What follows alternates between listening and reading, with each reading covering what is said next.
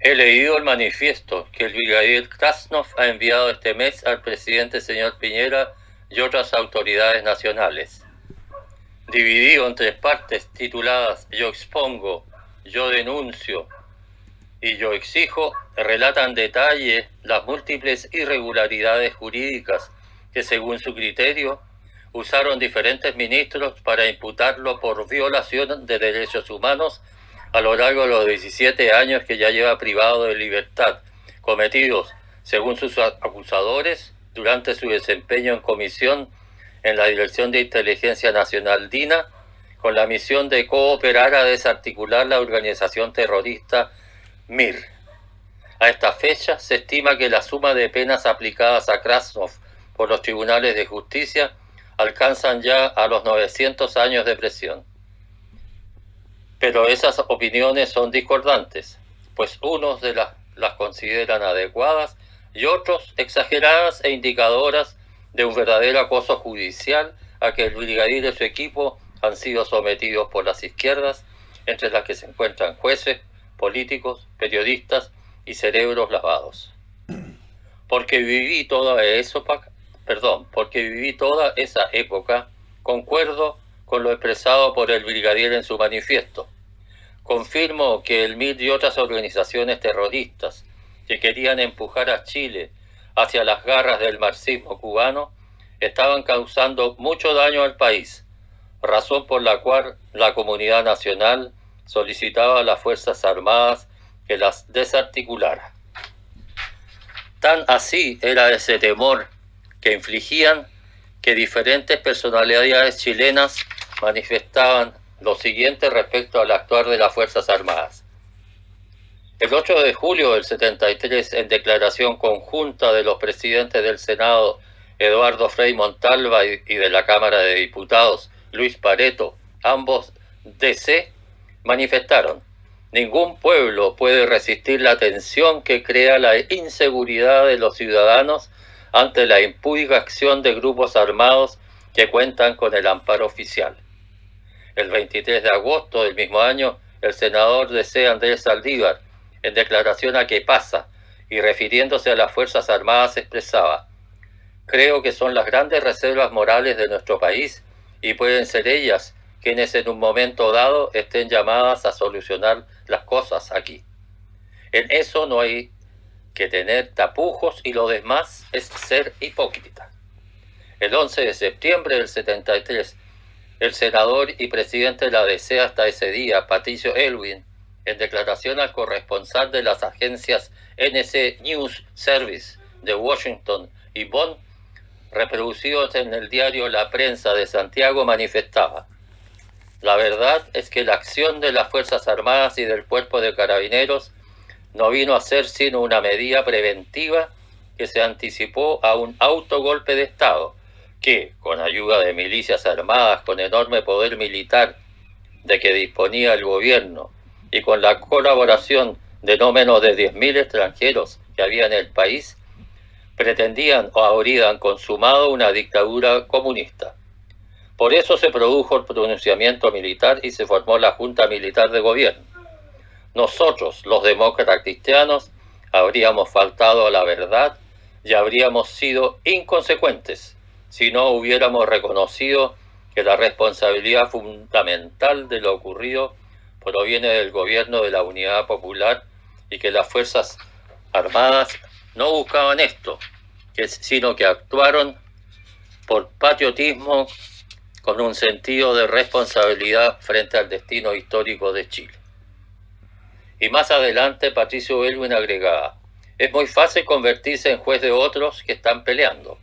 mientras uno está cómodamente sentado en el escritorio. Yo no me siento con la autoridad moral para juzgar si han sido excesivos o no, porque lo cierto es que los militares han tenido muchas bajas y han recibido la acción. No tengo una cuantificación. Yo creo que hay más muertos de lo que se ha dicho. Pero al mismo tiempo tengo otra cosa clara, que la versión que se ha dado en el extranjero es tremendamente exagerada.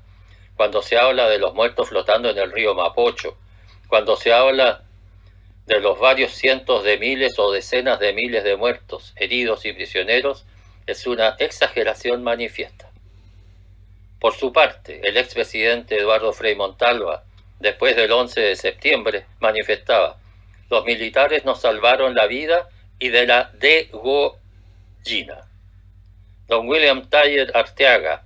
DC y rector de la Universidad Austral de Chile hasta octubre del 73, exponía: tomando en consideración lo que conversé con Frei, le pregunté en esos días al cardenal Silva Enríquez: dígame, eminencia, ¿no cree usted que si no es por los militares a muchos de nosotros nos habrían asesinado? Él me respondió: no solo a ustedes, sino que también a mí, a todos nosotros. Don Rafael Retamal, miembro del Tribunal Constitucional, dirigiéndose al expresidente Elwin, le decía: mire, Patricio, los extremistas nos iban a matar a todos.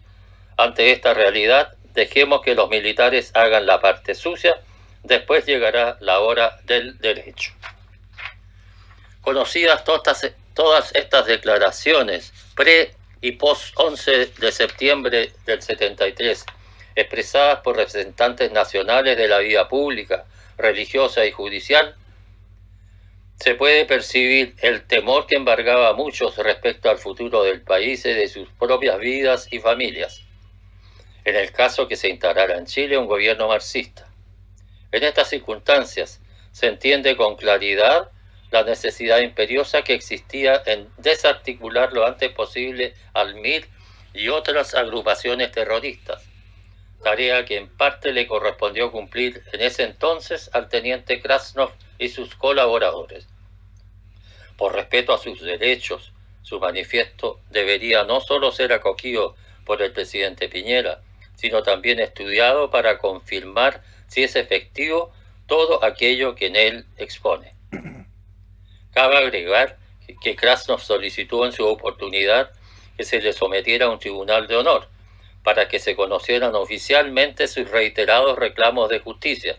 solicitud que nunca fue apoyada y que a una consulta efectuada por él a Gendarmería respecto a cuándo podría hacer uso de los beneficios de salida dominical o libertad condicional, se le respondió que a partir del año 1450. Como regalo de Navidad para los militares y policías condenados por delitos que los jueces han calificado impropiamente como de lesa humanidad, el Siglo del 29 de diciembre informa que el diputado comunista Hugo Gutiérrez presentó recién un proyecto de ley que excluye de todo tipo de beneficios a ese tipo de condenados. Al respecto se aclara que en nuestro país no existe ningún militar o policía condenado por tal tipo de delitos, pues los por ellos cometidos, reales o supuestos, sucedieron con anterioridad a la entrada en vigencia de la Ley de Lesa Humanidad el 18 de julio del 2009. Finalmente, agrego que ya se comenta que los penales Punta Peuco y otros, destino de muchos de aquellos que nos liberaron del marxismo en 1973,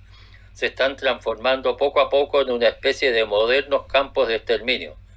dada la cantidad de presos que han fallecido últimamente, 28, ya sea en prisión, hospital o tardías autorizaciones para morir en sus domicilios.